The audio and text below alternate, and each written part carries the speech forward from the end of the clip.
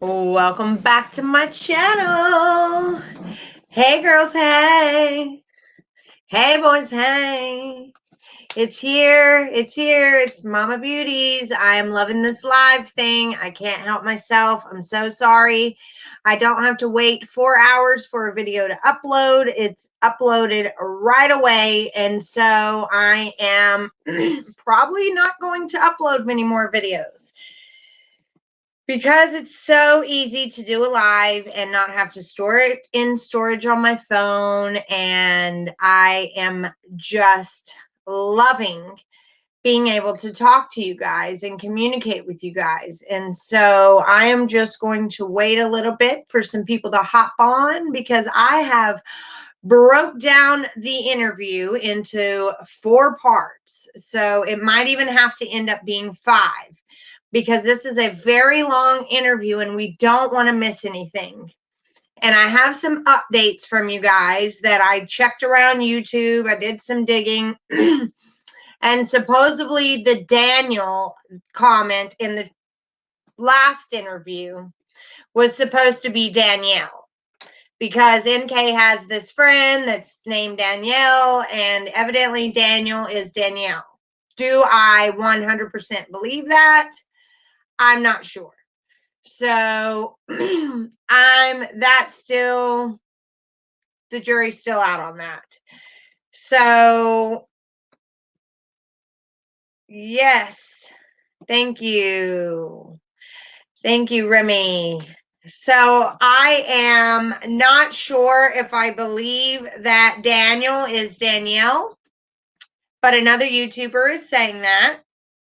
Another YouTuber is also saying that the place that Nichol called the rehab is a sober living place, and that she knew someone that worked there, and they checked Nichol Kessinger's Venmo transactions, and evidently Venmo paid for a cabin for Nichol's birthday through Venmo.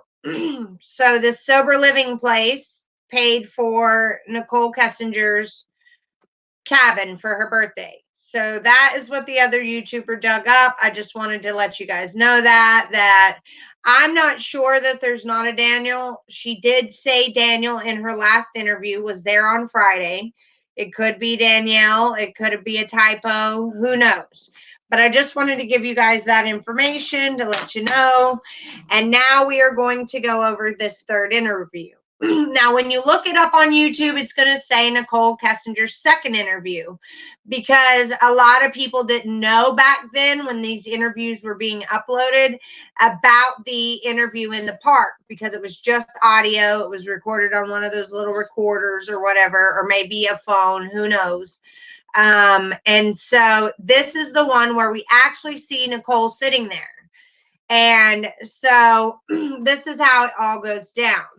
I am going to not look at the comments as I am reading the dialogue of the interview, and then I'll scroll back up and answer the comments afterwards. So it starts out, she comes into the station, and the agent goes to get Tammy Lee. And remember, that's the agent that gave Chris his polygraph. He wants her to be able to introduce herself to Nichol, because at this point, Agent Tammy Lee has not met Nichol Kessinger. NK is alone in the room, just like Chris was alone in the same type of interview room that Chris was in. She messes with both phones, the new and the old, but the new phone evidently is her old phone from 2016 that she decided to use so she could just give that phone to police so they would leave her alone. Well, I am wondering why police never asked for her phone that she was using after the murders. Why would they just be okay with the phone that she was using? She's able to transfer everything to her new phone, and she's able to talk freely, and that phone is never confiscated. So everything that she said after giving up her phone in this interview was her own private business. Nobody could get to that information. So the agent comes back and he asks if she's all right. So evidently she must have a look of discord on her face when he walks in, because that's the very first thing he says is, "Are you all right?" Hey, Kimberly. Hi, Ivy. So she must have been scared over the phones. Like, she must have been sitting there crapping her pants because she had warded them off for days before she gave these phones up. The first interview, she said she needed her phone for work, and was there some other way that they could do this? And then the next time, she says yes, she's going to give it to him. She has to sign the consent forms, and finally she brings the phones in. And he tells her that she's being recorded. The agent tells Nichol that, and says that she had texts. She tells him that she has some more texts, that she had found some more when she transferred phones. Some old texts had popped up. She complains about having to transfer the contacts herself. She gets all haughty and is upset that the people at the cellular place would not transfer her contacts over. So she later on in the interview says that she wants to be able to get her contacts, because with the media calling her and everything, she don't know whose number is who in her phone, and that really bothers her. And she laughs after she talks about how the store wouldn't do it for her, and about not knowing how to store things on the cloud, and how to even find the app on her new phone, because the agent says, well, why didn't you just put everything on the cloud? And she laughs about not knowing how to find that, the app, or even knowing how to do that. She admits to trying to do this the night before, and that new stuff popped up the night before. So they let her have her phone and just do all kinds of stuff days after the murder. And I don't understand that. So she says that 10 to 12 texts popped up, but that's not many that Chris had sent her. These are ones that she didn't delete. Tammy Lee then walks in and says that NK looks stressed out. So this is the second time an agent walks into the room and says that this girl looks like, see, he asked her if she was okay. Tammy Lee's never met her before. She's introducing herself to her, and she tells her that she looks stressed out and asks if she got the therapy, and that her treatment was paid for by the state. And even though she wasn't an eyewitness, the agent was going to do some paperwork and make sure that she got her therapy for all this, like she was a victim.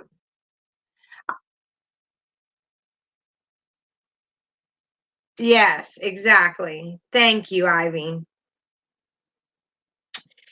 So the agent does say it's going to be a process, but he's going to get it approved, and that she will eventually get the therapy. So she demands the agents get her contacts from her old phone into the new one first before they do anything else. So the two women leave, and the agent sits down with her to conduct this interview. And before anything, she pretty much demands that they do this for her, that she doesn't even want to sit down and talk about what she came in there for and these texts that came up, that she wants to figure this out right now. And you can tell when she was sitting alone in the room that she was getting super frustrated with those phones and mad at the fact that she even has to do this. Like, she could tell she was contemplating in her mind not even giving them the phones. And she'd already done this for days. So what would another day be? So he says that they have a guy. That's what he tells her. And she admits that texts reappeared on her phone last night, and that they were all out of order and scrambled. And did she do this? Did she get all the text back when she transferred it, and she just deleted the ones that she wanted to delete and left the ones that didn't make her look guilty, and she was the one that made them look scrambled? So why would just random text show up and not all of them? So when the agent says that they have a device that can download the new phone's data too, she says, I don't know if that will work. So he tries to get the new phone from her and the information on the new phone, because she's been texting on that new phone since she transferred the numbers. So I don't understand why they didn't get a court order or a warrant for the new cell phone. And whenever he says that they have software that, or a device that can download the new phone's data too, she says, I don't know if that will work, but we can try it. How do you know what their devices can do? Of course we can try it. They've been doing this forever, but how do you know what will work and what will not work on the law enforcement's end? So Agent Tammy Lee saves her by walking in to give her card. So she had asked her after she introduced herself, she left and she went to get her a card so she would have her information in case she remembered anything. And so then she walks in and saves her, because that's right after the agent is asking her about data from her new phone. So then it throws both of them off track. And when they're left alone again, she talks to herself, saying, oh, okay, App Store. Because the agent walks out and she's just sitting there trying to figure out the phones, and she's got her head in her hand and she's like, oh, okay, App Store. She talks to herself again, saying, I don't know what to do with all this SHIT, and this is so much. And then she goes, fun, BS. She says those words though to herself, and then she kind of starts humming, you guys. She states that she gives up on the phones once again. As soon as the agent comes in, she expresses her frustration for the phones, and she says she's just given up on them. And he asked if she has objections to them looking at everything in the phone. And immediately she snaps back and she gets louder and she says, why do you guys need that? I'm just curious. And then the agent says it's easier to get everything out of the phone than just bits and pieces. And she iterates it's the same number. So she's wanting them to only get the information from Chris's numbers. For some reason, she does not want them to have access to anything she was saying to anyone other than Chris. Every answer she gave me is like she was an entitled person and she was in charge. That interview made my insides turn. My mind was blown at what they seemed to let her get away with in that interview. Agreed. Thank you. Can I get an amen, Kimberly? You are right. Say it to the back for everybody to hear. All right. And so she's basically saying that she gives consent for Chris's number only. And so they should not have to look at any of the other numbers, right? And she says that they can have Chris text, but the ones with all of her friends, she doesn't want to give them, and she doesn't want the media to get a hold of. So you shouldn't have been seeing a married man, sister. Yeah, she switches from iPhone back to Android when she handed it over. And I just cannot believe it that they let her keep everything on that other phone. He asked if there's other texts that are concerning in the phone that he needed to be alerted about, and she says not really. And the officer calls her out, and he said, or the agent, and he says no or not really. And she says she told her friends not to comment to the media, and she asked her close friends to take down all the pictures of her on their social media and their Facebook accounts. And he asked her about if they ever had any conversations about kids. And did her and Charlotte, he says specifically Charlotte, because he says later that he heard from Tammy Lee about the text with Charlotte.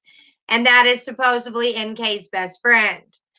And she stumbles on her words. As soon as he starts asking her directly about the text with Charlotte, after she says that, no, not really, there's nothing to be concerned about, she starts mumbling and stumbles on her words, and she changes the subject to her deleting the text.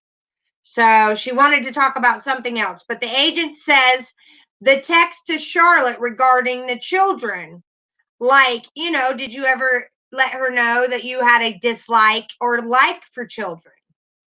And she whispers, yeah, I guess. I know. And he said he drew a concern when she deleted everything from Chris. So he addressed her taking it back to the deleted text, but he made sure to keep the conversation on what she said to Charlotte about children. Yes, poor Charlotte did lose her dad right at that time. Yes, Ivy, you're so right. Hi, Elma. Hi, Muffy. All right, so she says that Charlotte text was weeks ago, and it was only on August 7th, the text that the agent was talking about. And she then says it was the only conversation like that on her phone. So again, she wants to try to keep the agent from looking at any other numbers, but Chris's number and now Charlotte's number she's okay with. But she really doesn't want him to see any other text between any other friends of hers. And she goes, I guess you can pull everything off the phone if that makes your life easier. And he said that it wasn't about making his life easier. He was basically trying to just corroborate the fact that she didn't have anything to do with this. And she says that Charlotte knows Chris's name and about the case. And she even admits that she sent Charlotte a picture of Chris when they were talking, but she doesn't know anything about the case and it being her. But then later on, she tells on herself by sharing a text that her and Charlotte shared because she knew that the detective was going to find it and that she should probably go ahead and be the first person to tell him about this text. And I wrote that text down because they're getting ready to talk about it. And so she tries to convince the detective that she hasn't talked to Charlotte about Chris, and Charlotte knows nothing about the case, and that her dad just died, and she's just trying to be there for her, and her dad dying, and that she never told Charlotte anything, and all of this. Okay, so she's just trying to pretend like her and that Charlotte is clueless. And then he asked her what she meant by her text when she told Charlotte in a text message, he has a lot to take care of in his life. And the agent asked, what did you mean by that? He has a lot to take care of in his life. And she mumbles. She gets real quiet and she goes like the mortgage, kids, responsibilities, a father with a house. And so she brings up the house and the mortgage twice. The house and the mortgage, she says twice. And so it just makes you wonder if she told Chris to get rid of all these things. So she says he's all about his kids in one of the texts to Charlotte. Now that could be in a good way or a bad way. She could be like, he's all about his kids and not about me. Or he could be like, he's all about his kids and it's great. So that text could be interpreted in many ways.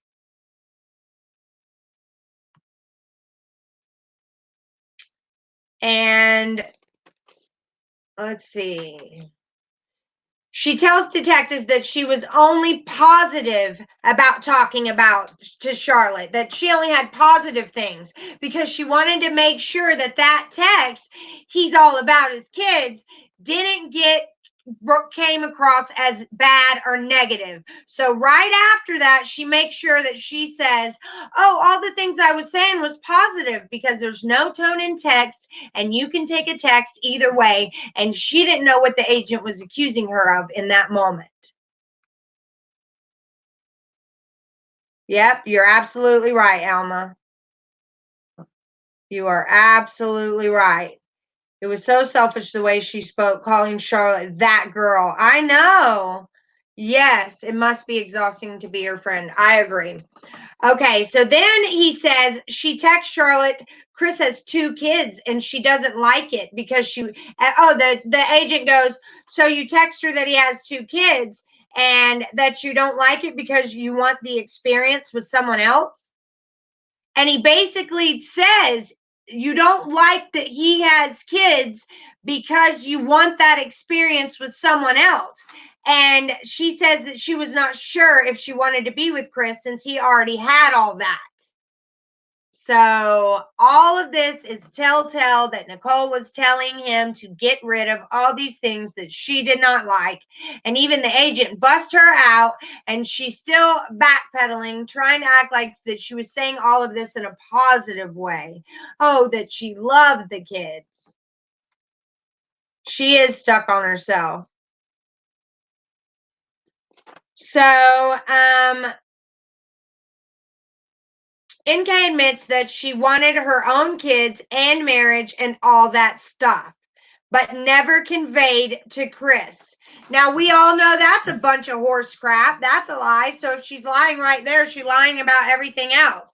She tries to tell the detectives that she never told Chris that she wanted marriage and kids and all of that because she knew that it would make her look like she had something to do with it. She texts Charlotte that Chris is short, and she tells the detective that she talks to Charlotte in a way that she would not talk to Chris. So that was on August 7th, but she said the night before Charlotte texted her that now listen to this text that Charlotte texted her the night before, and I think this was the 15th or 16th that Charlotte texted her. All right. So she's trying to tell this detective that Charlotte doesn't know anything that's going on, but this text says otherwise. Listen careful. She pulls up the text herself, NK does, because she knows that the detective is getting ready to get it all on his own. So she wants to look like she's the one showing him this text so she can say, oh, she doesn't really know what she's talking about. She's delusional. She's drunk that night. She even says that Charlotte's drunk and that she's just upset about her dad. But the telltale signs are in the text. Listen. She said that the night before Charlotte texted her and that she said she knew that they both worked at Anadarko and that she sent her an article about the man that killed his family and his wife and kids. And she said that she knew that they both worked at Anadarko. And then Nikki got frustrated sighing and she grabs her face and that's when she pulls up the phone and she shows the agent this text. I'm sorry, I forgot to tell you that part. You can see total distress before she does this. And so she tells the detectives that Charlotte is her whole world. And he asks for Charlotte's number and says that he's not going to call her. And then the agent asked Nikki about new info, and he's not even going to talk about Charlotte again. All right. He asked her, okay, so what's this new info that you were getting ready to bring in? And she changes it back to Charlotte because she's had time to think. She's like, oh my God, they're going to find this text on the phone. And I just told him that Charlotte didn't know anything. I told him that Charlotte doesn't even know Chris.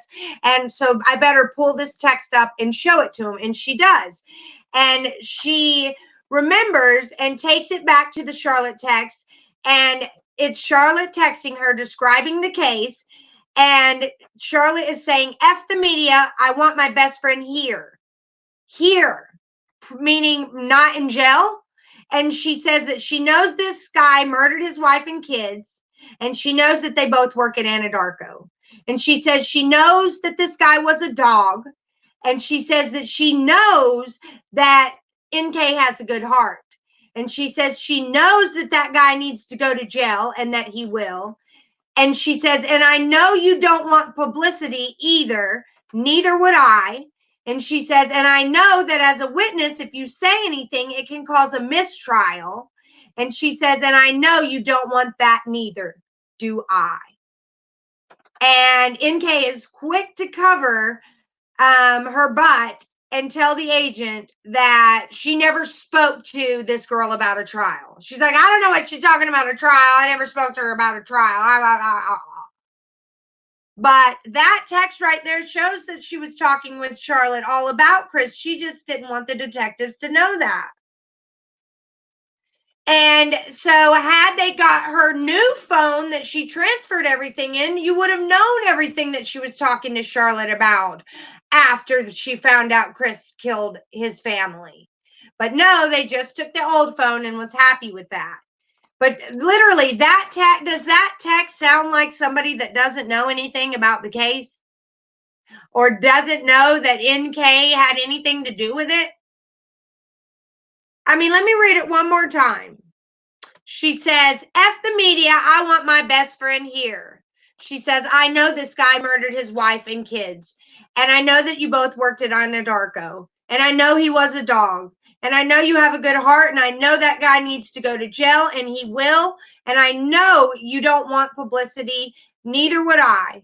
And I know that as a witness, if you say anything, it can cause a mistrial. And I know you don't want that. Neither do I.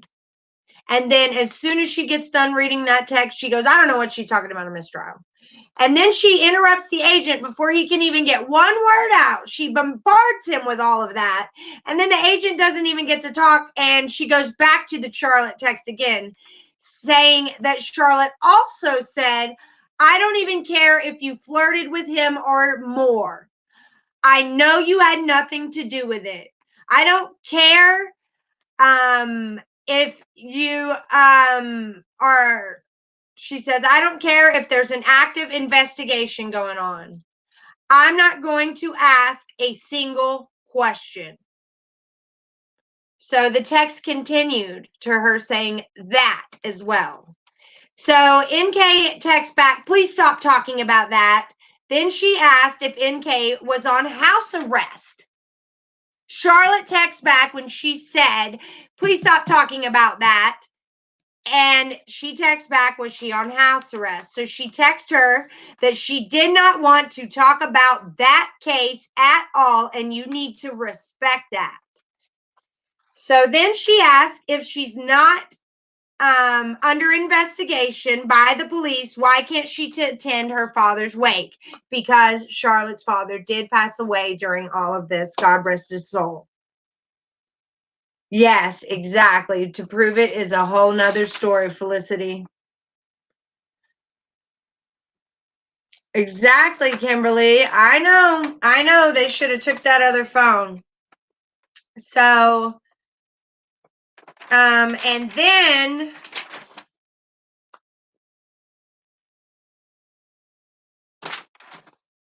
that is when the interview ends, because right after that, he asked them, okay, well, what did you come in here for? What's this new info? And so I'm going to study that and do a whole nother live. But so far, NK is trying to say that her friend Charlotte had no idea about Chris or anything like that. But why would she say, I don't care if you flirted with him or more? Why would she say, I want my best friend here, meaning here and not in jail? Or why would she say, are you on house arrest? Is that why you can't come to my dad's wake, pretty much? Why would she ask if she was on house arrest if she was so innocent and so, you know, such a victim? I just don't understand that. And that was only the first 30 minutes of the 2-hour long interview. So I will do the other 30 minutes sometime tomorrow for you guys. And I probably won't be going live near as much at all. My son has never given me this much time to myself. It just worked out. Everything has been a complete blessing. I am loving my subscribers. So yes, Alma, respect is exactly what they lack. And yes, Muffy, and that's fine too. I mean, I'm the same way. I teeter back and forth. I didn't used to think that NK had anything to do with it and that she was a victim too, but I do not think that anymore. At all. I mean, I just want an answer of Jim and the Ping and Frederick. I don't even care about the searches or anything like that. If I could just get an answer for the Ping and Frederick and what's up with Jim, then I would be cool. Good night, Felicity, if you're going to bed.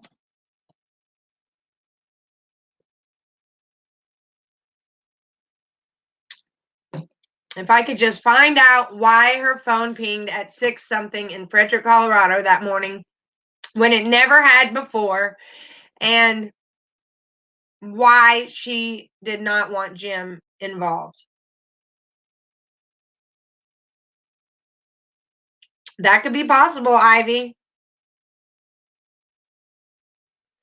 Yes, they both are full on liars. Let's see. What this might sound dumb, but how do the comments come up on the screen? That is part of, if you are here, Marcia, that is part of StreamYard. Anyone can go live on YouTube with StreamYard, you guys. It's a website. It's not even an app. You don't have to download it into your phone. And it's great. So you don't have to wait till you have 1,000 subscribers to go and live on StreamYard. And what I do is I have the comments on this side over here, and I can click on, like, Muffy's telling us when her phone pinged in Frederick, Colorado. So I can click on hers and put it up. And Busy Bee Mommy 75 says NK has zero moral compassion. And she doesn't have a moral compass too. So I do this, if that answers your question, Marcia, if you're around. Exactly. She called Jim right after. And before she called the rehab, she called Chris. And before she called the rehab, she called after. But AD is saying that rehab is the same rehab that paid for her a cabin for her birthday. So who knows?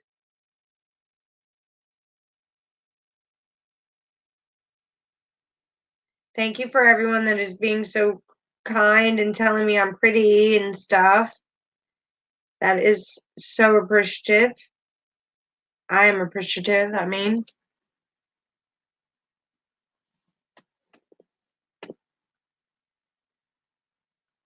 Yes, and I just don't understand how many did I see how many people I have? I don't understand how they let her keep her other phone. So everything she said from that moment that she bought that phone was private. It's crazy that she was able to communicate with everyone without a warrant for her second phone. I don't think she was in a rehab. I think she knew somebody that worked there, but she did make a 22-minute call to a sober living place. And Armchair Detective is saying that sober living place, he checked NK's Venmo. Evidently, your Venmo is a public record. And he tracked down that sober living place that she called got her a cabin for her birthday. So maybe one of her friends. He is also saying that Daniel, that she talks about, that we all brought up, is Danielle, her friend. And he thinks that she is a geoscientist too, or not scientist, but geo, whatever they're called. And that's who that she was talking about hanging out with that Friday was Danielle. He thinks Daniel is Danielle. So who knows? Thank you, Abigail. That's sweet.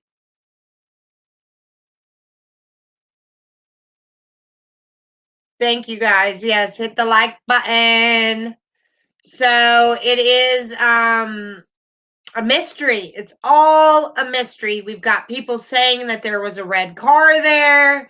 We've got people saying, I mean, the stuff that's being said is insane. And I just want to know the truth. That's all I care about. Environmentalist. Thank you, Alma. So I wish we knew the answers to some of those questions. And I've dug deep into discovery and I'm not finding anything. But we do get another Dr. Phil next Thursday. And we do get a book that's coming out in July from a well-known investigative author. So usually they investigate pretty good on all sides when they write those kind of books.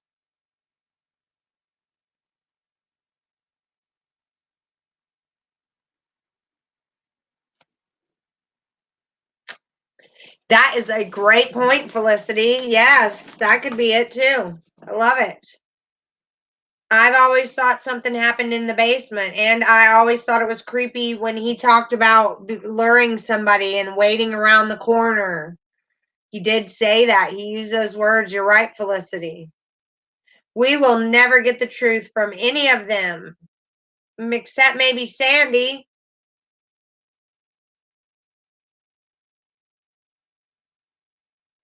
No, I need to go check Scott out though. I am subscribed to him.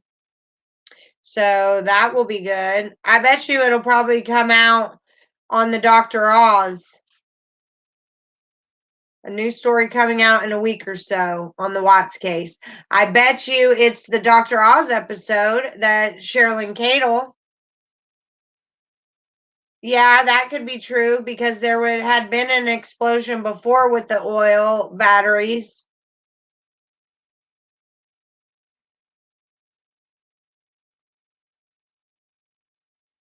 A pair of what?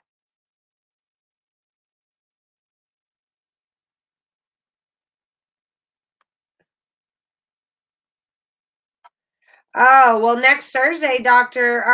Phil's going to talk about Chris in prison. It's supposed to be a story how Chris says he's living in hell. This made my stomach turn. Kimberly, next Thursday, that's what Dr. Phil's going to talk about on his podcast is how Chris is doing in prison now. So I wonder if it's the same thing. Oh, it's on Oxygen. They do pretty good stuff. I like Oxygen. Thank you, Kimberly.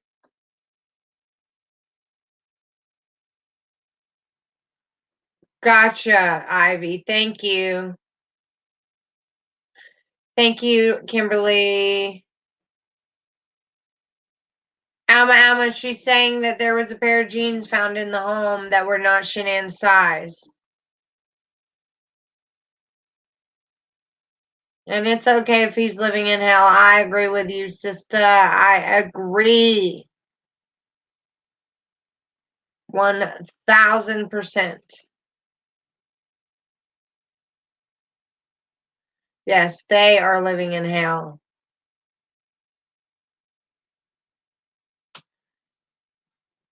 Thank you so much. Yeah, I'm definitely going to have to check him out and see what they have to say.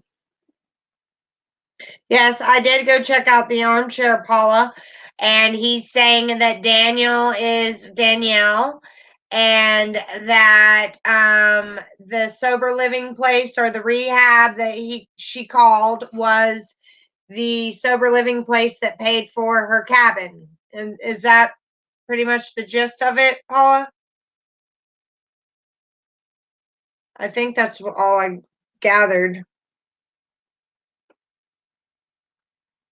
So what do you guys think? Right before Thanksgiving, we're going to know if Patrick is going to spend the rest of his life in prison, and that'll be great.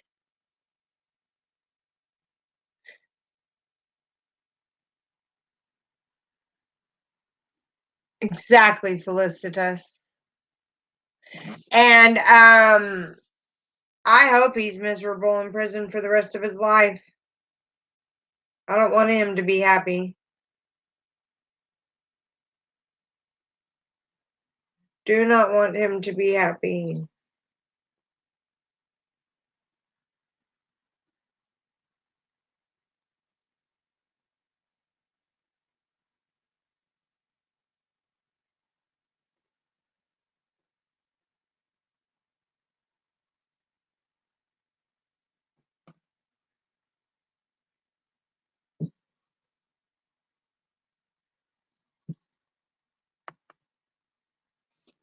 Mm-mm-mm.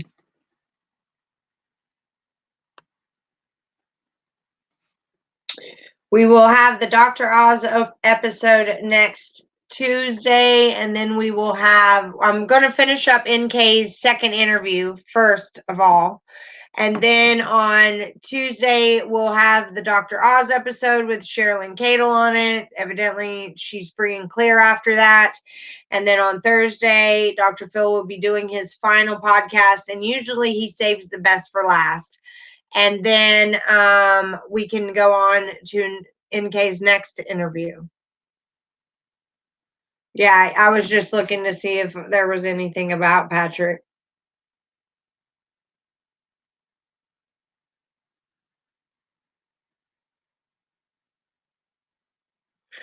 And they caught some man drawing sketches in the courtroom today and got in trouble because you're not even allowed to draw.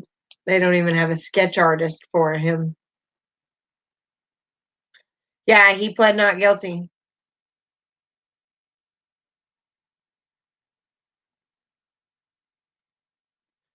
Me too. In less than a year. Yes, I agree. That would be great, Kimberly. They deserve it. They deserve it. But I mean, he's not as evil as Chris. He didn't kill his own kid. He did do it while his kid was in the house. So he, I mean, is just sickening and evil, but not as evil as Chris. And Chris is just playing games, man. He thinks this is fun. Jim, Danielle, Charlotte all worked at the same company for the Sunburst company. Yeah. Armchair Detective said that a long time ago, though. I think he found that out a while back.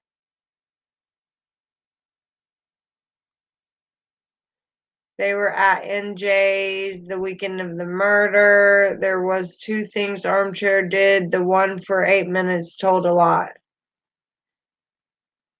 Yeah, I think that's the one that I looked at. Thank you.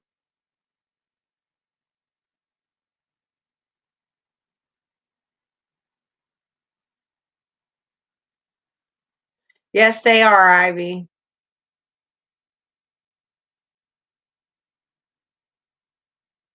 It is sad. Very, very, very sad. I'm gonna stretch my legs.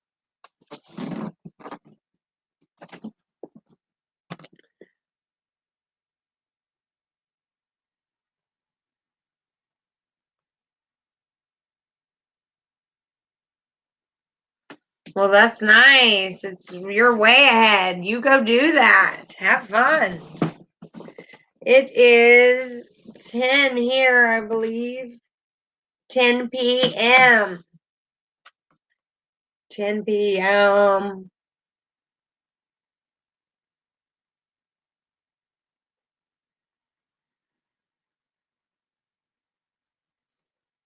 I suggest to have a baby, so this puts a lot of anger in me. I know, honey. I know. It does me too.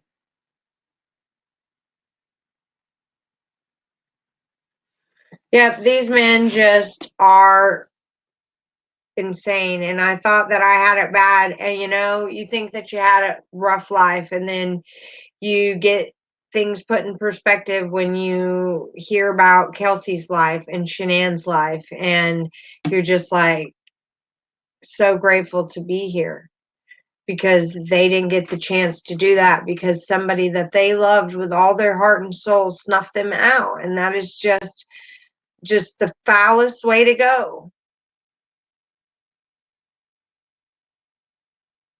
5'7". I'm so sorry, Abigail. I'm so sorry, honey.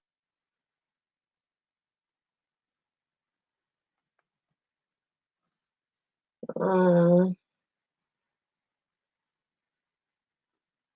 I wish my tubes wasn't tied. I'd have you one.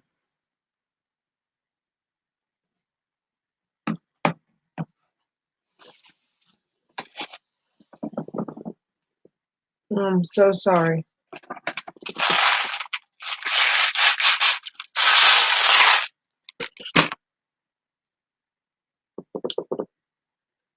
My nerds.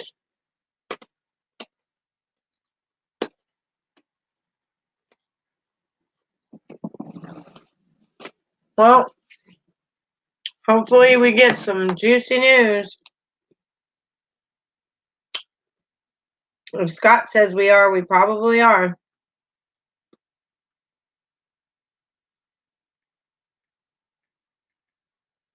Let's see.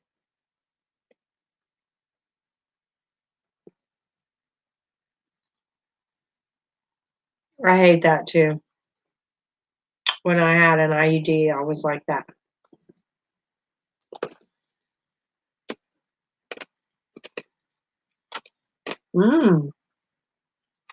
Scott did a video on Patrick and Chris.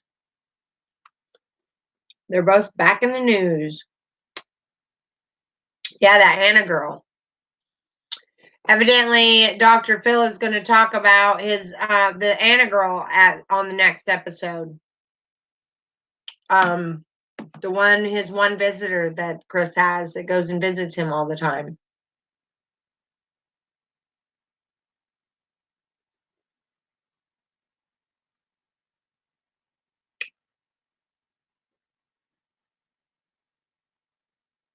Yeah, I hate that there's nobody in the Patrick case. That just breaks my heart.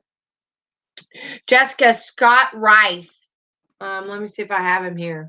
You spell it Reisch.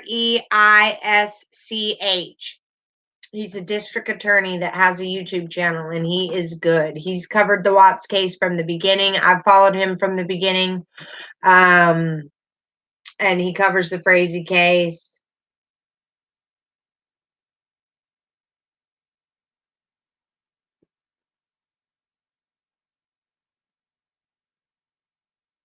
So just Oxygen is going to do something on Chris Watts. So we've got the Oxygen channel, but so next week will be a busy week. We've got Dr. Oz with his Sherilyn Cadle, the author. We've got the Oxygen channel doing something about Chris.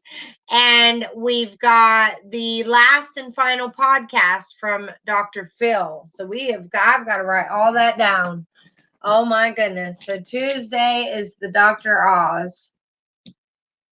And then Thursday is the Dr. Phil episode. And does anyone know what day the Oxygen episode is?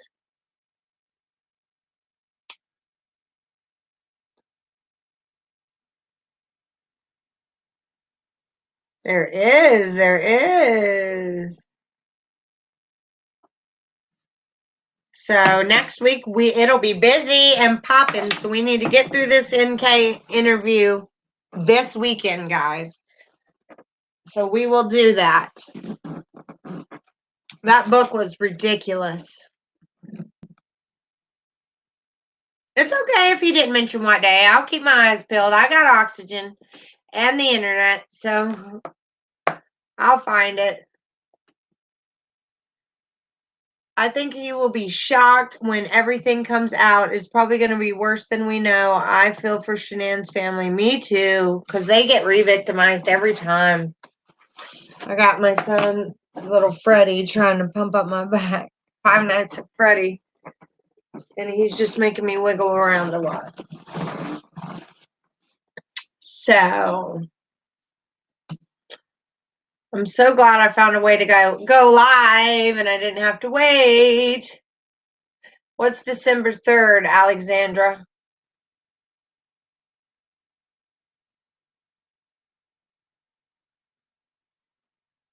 That's right, I will. Oxygen is December 3rd. Okay, so it won't be next week. But next week is the Dr. Phil podcast and the Dr. Oz episode. And I'm sure he's going to do the Sherilyn Cadle episode for Dr. Oz on his True Crime Tuesdays. True Crime Tuesdays. Hey, Charlie. Alexandra, Muffy, Paula, all my peeps are here. Thank you, Paula. I do clean up well. I always say that I have 2 looks. It's either glamorous or homeless crackhead. There's no in between.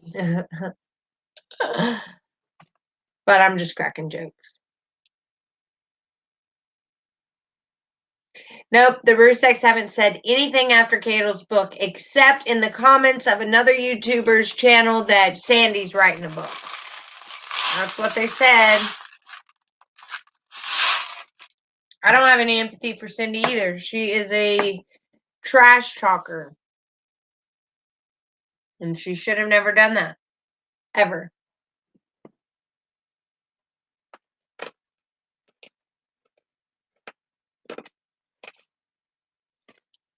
That's right, Ivy.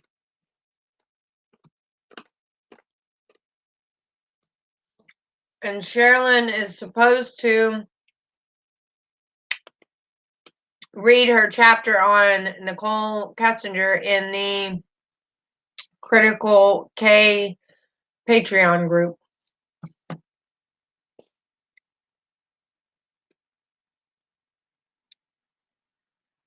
None, I don't either. But if you do want to know what that says, I kind of want to know what that says. I mean, I wish I was in that Patreon group. Just so I could hear that one part.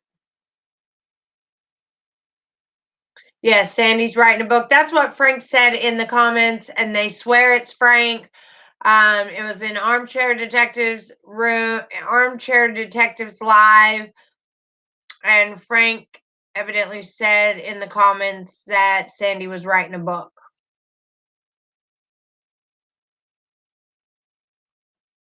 I know, Charlie. I know.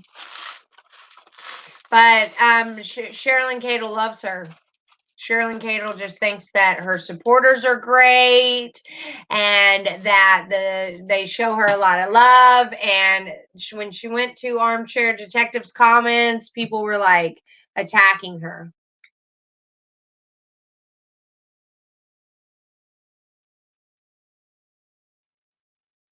You're fine, honey. You're fine. Me either, you guys. Me either. I wanted to. I didn't say I would.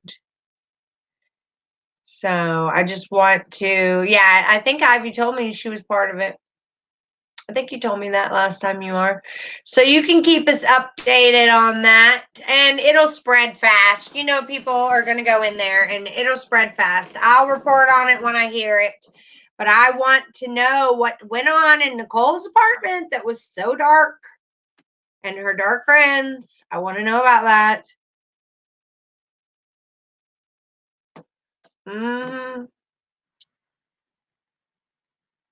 I agree, Ivy Lou. I agree.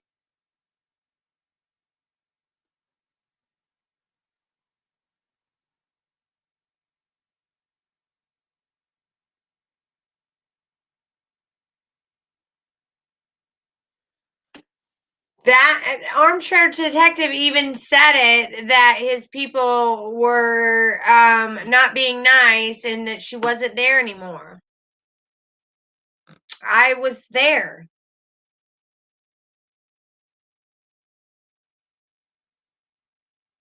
I don't want to pay either, and I'm not going to. I'm just telling you that's where Sherilyn Cato said that she was going to read her first chapter. What if she or that chapter on K? What if she doesn't even read it there? I was just letting you know. Yeah, that's the Anna girl. Supposedly his girlfriend is the Anna girl that got in the drunk driving accident and hurt her legs really bad, and she's really religious, and that Sherilyn does not like her.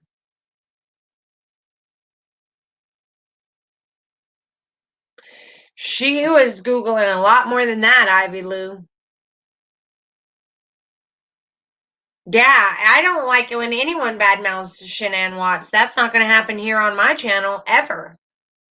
So The only time you will hear that is when I'm telling you guys what Cindy is saying or what somebody is saying about Shanann, or when I read it from the book, but that will not be tolerated here at all whatsoever. My heart goes out to her and those babies more than anyone because they lost their lives. They're not here to defend themselves. So I will defend them and a million other people on this planet.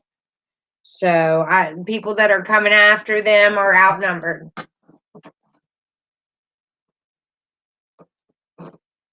That is absolutely not okay.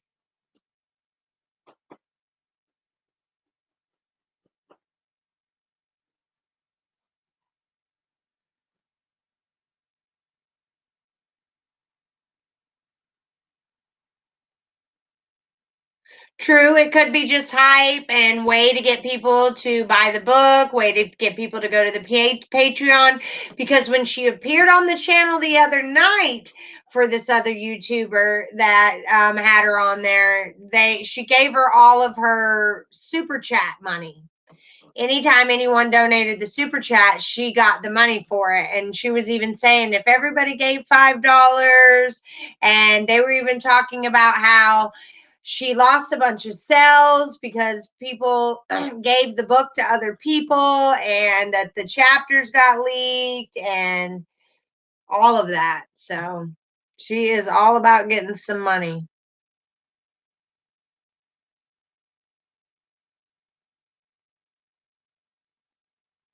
She Googled but went to video.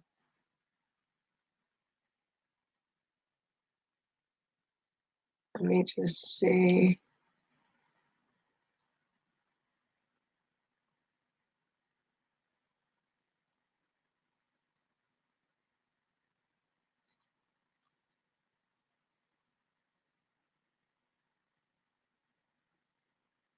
Just reading some of the chat that I missed. Sorry.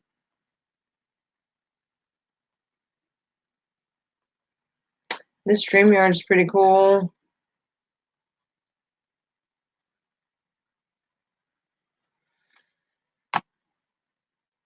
Yeah, she got plenty from the Daily Mail, but she did say on that interview that she didn't get any money for that, that was an interview, and or that she doesn't get any money from interviews. It's for promotion. Mm-hmm. And I guarantee you she got money from the Daily Mail and from Dr. Oz and anywhere else that she's going to appear. She did say that she was getting death threats, though, and that people are telling her that there's going to be a lot of guns or something at her signings or for her to be scared. She did mention that in that live interview as well.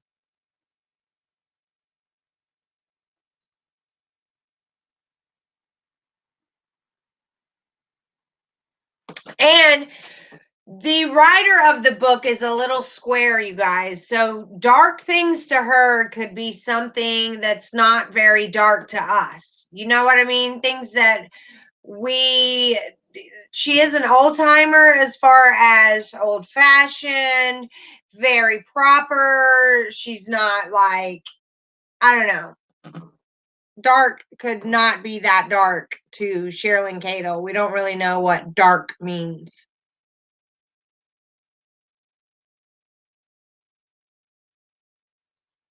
I know I think she should have gave Shanann's parents some money too. I think she made plenty of money. Plenty of people bought that book. I bought that book. There had to be a lot of people that bought that book, you guys. Especially since that letter came out. Oh no, no, no. She is trying to pretend, just like Chris, like she ain't making no money.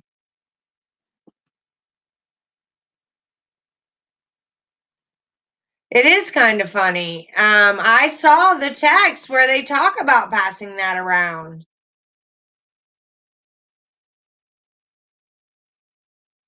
Um,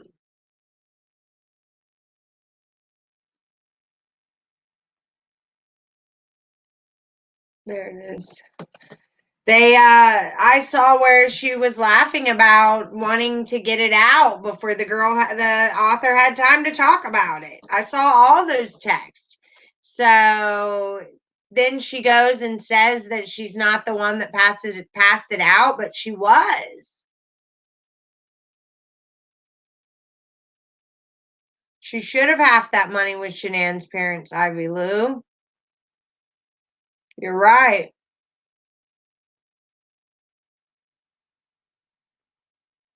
Yep, you're absolutely right, Charlie Hunt. Dark things could be smoking cannabis. That is dark. Actually, Alexandra, Chris could have told her the things and Sherilyn wrote them as dark. You see what I mean? She could have labeled them as dark. We just know that Chris told her the things that went on in Nicole's apartment. And Sherilyn wrote the book, so she's the one that said they were dark. Finally, we don't know that Chris said they were dark. She could have transcribed that into being dark. So I guess we will find out eventually.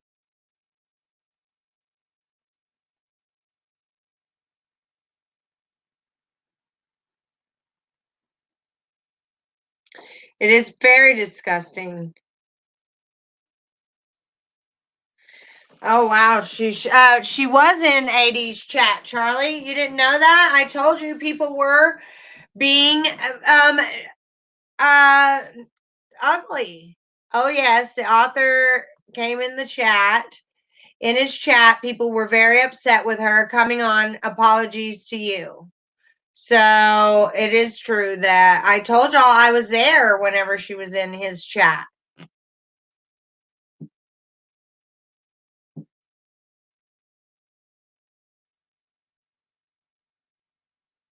Yep, you're right.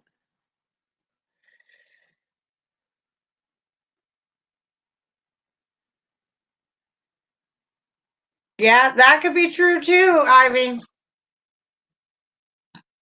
You never know. I mean, I don't know how much I trust any of them.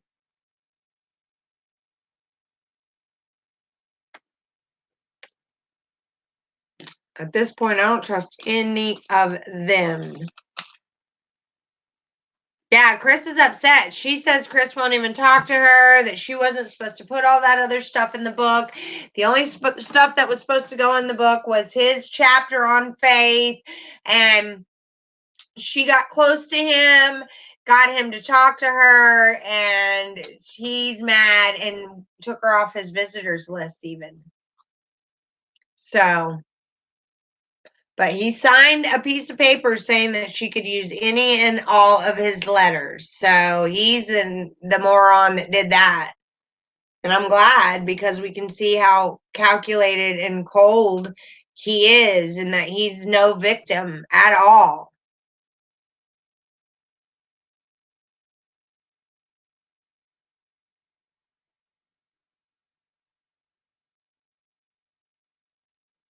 No, it doesn't sound like you're taking up for him. We know you're not. I'm picking up what you're putting down, sister. I got you. It is true. I've actually ran out of ideas of what possibly could have happened, and that's why I'm here to find out what y'all's are, to try to get some other ideas.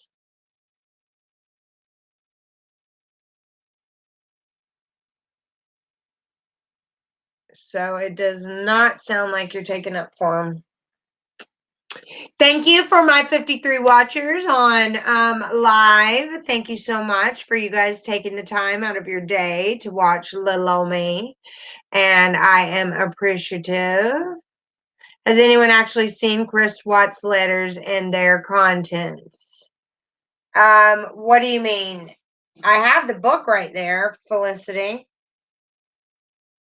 Is that what you're talking about? Or you're talking about has she shown anyone the actual letters? Because they were in the book. I can read some of them if y'all want me to. But I already did that on my channel in the beginning.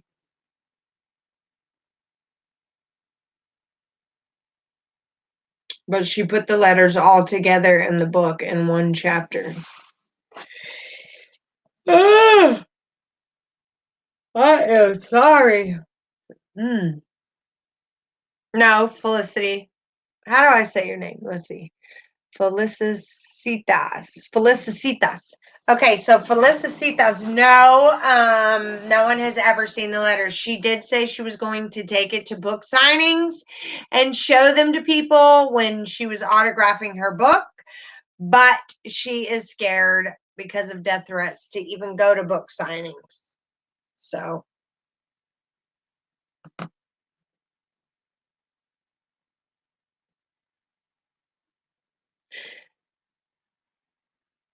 no, she's talking about the actual Sherilyn Cadle did say on someone's channel that she would take the actual letters to book signings. Yeah, they were supposedly his actual letters in his writing.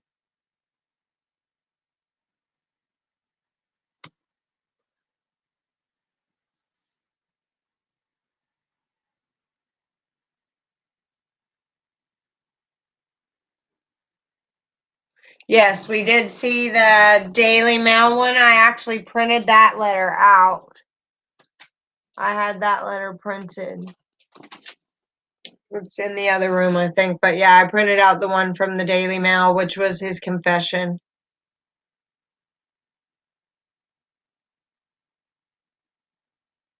It's true. It's true. Well, I will be updating you guys. I promise you, I will stay on top of all this. When I know, I will let you know. So we will just be updating you with Patrick and Chris the next few days. I'm going to finish up Nichol Kessinger's interview. Thank you so much for all of your love and support. Hit that like button, you guys. Hit that like button. Hit the like button. Every time you see me, hit the like button. I'm not going to ask for any money, just you to hit the like button. And thank you so, Felicita. Felicita. Thank you, Felicita. I said it right now, I hope. There will be another confession. He always is confessing. Yes. Yes, he should be castrated, Alma. I agree. Yes, he doesn't even deserve to live. He doesn't. When you kill babies, I think you should do to the person exactly what they did to the babies. So, I mean, 2 and 4-year-old. But, oh, I'm so sorry, guys. Oh, I appreciate you, and you won't be seeing me as much, but do expect for me to go to live at least once a day. And I do appreciate you guys getting me to this point in my channel. It's been a lot of hard work. I couldn't do it without you. Bye. Love ya. See you later. In the